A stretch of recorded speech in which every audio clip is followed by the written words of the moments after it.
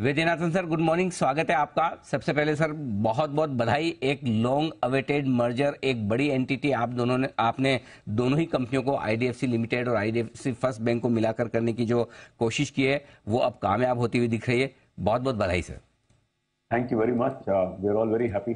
बिल्कुल सर, बिल्कुल। सर, सबसे पहला सवाल यही मैं लेना चाहता हूँ। जाहिर सी बात है कि वैसे तो ट्रेंड चल रहा है आजकल की एनबीएफसी और बैंक का मर्जर हो, और आप भी उस ट्रेंड के साथ है, लेकिन ऐसा क्या कुछ आप अचीव कर पाएंगे इस मर्जर से, दोनों कंपनियों के साथ में आ जाने से, जो अब तक अचीव करना बाकी था? क्या कुछ फायदा होगा सर? पहला फायदा यह है कि बैंक का नेटवर्क बढ़ेगा, क्योंकि वहां पे कैश है around cash equivalence around 600 crore का है आईडीएफसी लिमिटेड में।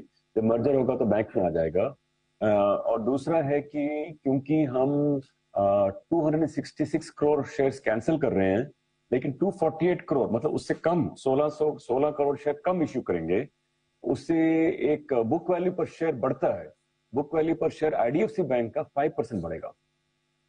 फायदे और ये दोनों ही डायरेक्टली शेयर होल्डर्स को बेनिफिट करने वाले हैं। एक तो आईडीएफसी लिमिटेड का कैश बैंक के काम आएगा और बैंक की भी बुक वैल्यू। नहीं तो जनरली आमतौर पर मर्जर के बाद बुक वैल्यू बढ़ना मुश्किल काम है, वक्त लगता है। अच्छा, दूसरी चीज सर जो है और जहां तक आईडीएफसी लिमिटेड शेयर होल्डर्स की बात है, उनको भी फायदा होगा, क्योंकि उनकी जो उनकी शेयर होल्डिंग है लिमिटेड की, वो वाया होल्ड को है, मतलब जो होल्डिंग कंपनी है जी, अभी उनका डायरेक्ट एक्सपोजर बैंक में आ जाएगा, तो उनके लिए कोई होल्डिंग कंपनी डिस्काउंट नहीं रहेगा। बिल्कुल, जनरली वही है कि अगर आईडीएफसी लिमिटेड होल्डिंग कंपनी है तो होल्डिंग कंपनी के शेयर थोड़े डिस्काउंट पर ट्रेड करते हैं, तो उनका भी फेयर वैल्यूएशन, या एक तरह से कह सकते हैं सर वैल्यू अनलॉकिंग कहना ठीक होगा? बिल्कुल सही होगा। उनके लिए वैल्यू अनलॉक हो रहा है, आईडीएफसी बैंक के लिए बुक वैल्यू पर शेयर बढ़ रहा है, दोनों के लिए फायदा ही फायदा है। बिल्कुल। अच्छा सर, एक और चीज, अब किस तरह की अप्रूवल्स आपको लेनी होगी जिसके लिए और इस पूरी अप्रूवल्स लेने में और इस मर्जर को पूरा करने में कितना वक्त लग सकता है? कोई टाइमलाइन अंदाज से अगर आप दे पाएं। मेन अप्रूवल इसमें रिजर्व बैंक ऑफ इंडिया का है, हम उनके पास जाएंगे, उनसे रिक्वेस्ट करेंगे। दूसरा अप्रूवल एनसीएलटी का है, तीसरा शेयर होल्डर का है। लेकिन मेरा बिलीफ है कि शेयर होल्डर का अप्रूवल भी मिल जाएगा। जैसे कि अभी हाल ही में सर हमने कुछ ऐसे मर्जर्स देखे हैं, बड़े मर्जर्स, जिनमें कई सारे और भी ग्रुप कंपनीज में स्टेक कम ज्यादा करना या कुछ रिस्ट्रक्चरिंग करने की जरूरत थी। वैसे तो आप कुछ बिजनेसेस जो आईडीएफसी लिमिटेड के हैं, म्यूचुअल फंड वगैरह, वो बेच चुके हैं। ऐसा कुछ और आपको भी करने की जरूरत है या वो सब कंप्लीट हो चुका है? सब कंप्लीट हो चुका है। सब कंप्लीट हो चुका है। स्ट्रेट फॉरवर्ड प्रोसेस है। जहां तक हमें लगता है आज के डेट में जितना विजिबिलिटी है, इसमें कोई अनसर्टेनिटी नहीं है। मतलब हो जाएगा, मतलब एक साल होगा तो हो जाएगा, लेकिन इसका बिलीफ।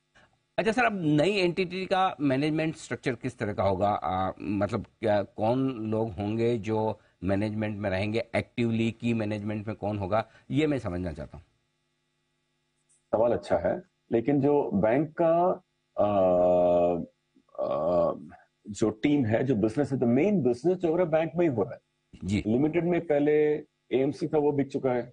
लिमिटेड में कोई बिजनेस है नहीं, तो देयरफॉर इसके मर्जर के कारण बैंक के ऑपरेशंस में कोई भी फर्क नहीं आएगा। बिजनेस एज यूजुअल, लाइक जैसे कल था वो आज है, वो कल रहेगा, इज नो चेंज। तो सर सेम ऐसे ही हो जाएगा कि जहां जहां आईडीएफसी लिमिटेड के बोर्ड है, वो बाद में जब मर्जर कंप्लीट होगा वो आईडीएफसी फर्स्ट बैंक का बोर्ड हो गया, राइट सर? फाइनल एंटिटी जो रहेगी IDFC first bank, correct sir? Final entity IDFC first bank रहेगी, और उनके पास कोई ज्यादा ब्रांचेस भी नहीं है, क्योंकि वो प्रैक्टिकली होल्डिंग कंपनी है। देखिए, आप ऐसे समझिए इसको, जैसे एक कंपनी है आईडीएफसी लिमिटेड, उसमें कोई बिजनेस नहीं है, सिर्फ उसने 40% बैंक का होल्डिंग कर रखा है, तो इसलिए वहां पे ज्यादा बिजनेस भी नहीं है, ब्रांच भी नहीं है, कुछ नहीं है। तो आप ये मत एक्सपेक्ट कीजिए कि वहां से कुछ बिजनेस आ जाएगा या ब्रांच आ जाएंगे, ऐसा कुछ नहीं है। लेकिन प्रोसेस सिंपल हो जाएगा, और हमारी जो बैंक की होल्डिंग है, होल्डिंग बहुत डाइवर्सिफाइड हो जाएगी। एक प्रमोटर 40% नहीं होल्ड करेंगे, पब्लिक इसको होल्ड करेगी, एफआईआई को होल्ड करेगी, डीआईआई को, डोमेस्टिक इंस्टीट्यूशन होल्ड करेगी, जैसे आईसीआईसीआई है, एचडीएफसी बैंक है, इस तरह का बैंक हो जाएगा। सर एक सवाल आपके कस्टमर्स के एंगल से, आईडीएफसी फर्स्ट बैंक के कस्टमर्स पर इसका कोई असर पड़ेगा? यदि हाँ तो क्या? नहीं, कस्टमर्स पे, वो ऑपरेटिंग बिजनेस है, उस पर कोई फर्क नहीं पड़ेगा। बल्कि in the normal course of business हमारी तो कोशिश रोज यही रहती है कि कस्टमर का कैसे प्रोडक्ट्स इंप्रूव करें, प्रोसेस इंप्रूव करें और कस्टमर की सुविधाएं इंप्रूव करें, सर्विस इंप्रूव करें। ये सब हमारी कोशिश वैसी भी रहेंगी, इससे मर्जर को कोई लेना देना नहीं है। सर आपने पहले भी कैपिटल फर्स्ट को आपने अक्वायर किया, मर्ज किया, उसके बाद एक बैंक इतना बढ़िया बनाया। अब चूंकि आप साइज में दोनों के मर्जर के बाद और बड़े हो जाएंगे, क्या इरादा है आईडीएफसी फर्स्ट बैंक का? आप ऑर्गेनिकली, इनऑर्गेनिकली किस तरह से आगे ग्रो करना चाहते हैं? बैंक का विजन क्या रहेगा अगले 3-5 साल के लिए? पिछले अगर आप साल देखेंगे तो यूर राइट, कैपिटल फर्स्ट के टाइम में 30,000 करोड़ कंपनी था, फिर आईडीएफसी बैंक के साथ मर्जर हुआ, अभी वो 1,20,000 करोड़ का रिटेल लोन बुक हो गया। तो और अब आप 2010 में देखेंगे तो 100 करोड़ का लोन बुक था, तो 100 बना 30,000 करोड़ 2018 में, अब वो अभी हो गया 1,20,000 करोड़। तो आपको दिख रहा है साफ साफ ट्रेंड कैसा है।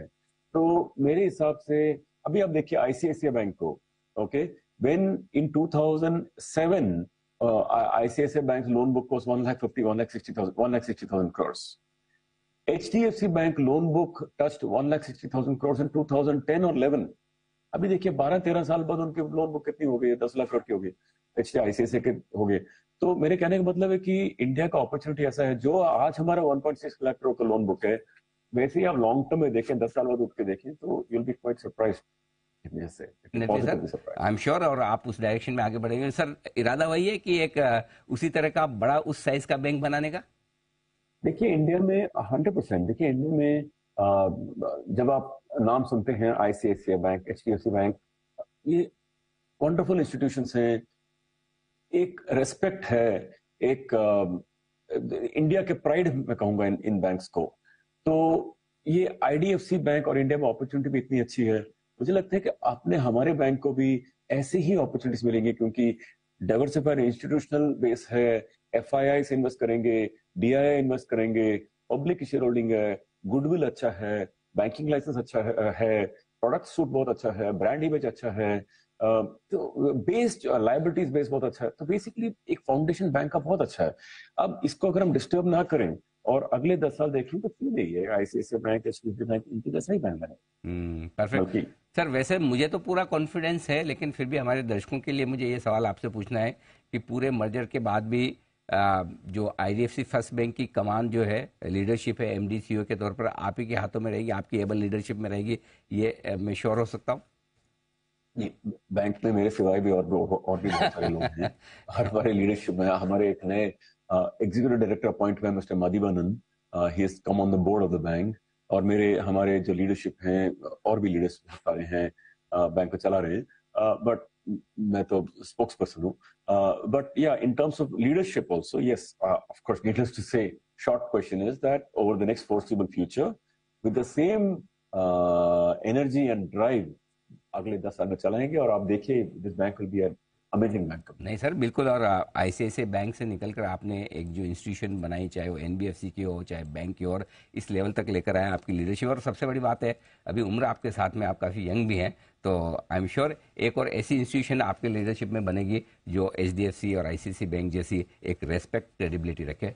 बहुत बहुत शुभकामनाएं, बधाई सर एक बार फिर से इस बड़े मौके के। Thank you for your goodwill, but let me say one more thing actually. Ji sir. जो हमारे बैंक का जो स्पेशल चीज है एक्चुअली, वो ये है, जो शेयर होल्डिंग है पब्लिक है, अच्छी बात है, और जो हमने बात की सब अच्छा है, लेकिन मेन थिंग इज कि हमारे बैंक का जो इमेज है, क्लीन एथिकल इंस्टीट्यूशन, इसके कस्टमर प्रोडक्ट्स बहुत अच्छे हैं, ये इट इज प्राइसलेस।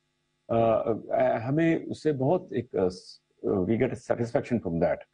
अब इसी हिसाब से हमें लगता है कि अगले 8-10 साल में अगर लोन बुक हम कंपाउंड करते हैं 23-24-25% पे 10 साल तक, तो यू विल बी सरप्राइज्ड। से आप स्प्रेडशीट में जाके लोन बुक डालिए, उसको स्प्रेडशीट कंपाउंड करके देखिए, अब तो हैरान हो जाएंगे। एब्सोल्युटली, आई एम श्योर इतनी मजबूत ग्रोथ आपको दिखेगी, और सबसे बड़ी बात, ग्रोथ नहीं, ये क्वालिटी ग्रोथ होगी, जैसा वैद्यनाथन सर कह रहे हैं। ये बड़ा मैसेज है अगले 8 से 10 साल के लिए इस बैंक का विजन। सर समय समय पर फिर आपसे समय लूंगा और मुलाकात करूंगा। आज आप भी काफी बिजी हैं, बड़ा दिन है बैंक के लिए। बहुत बहुत धन्यवाद सर, इस बिजी शेड्यूल में से आपने समय दिया और हमारे दर्शकों से बात की।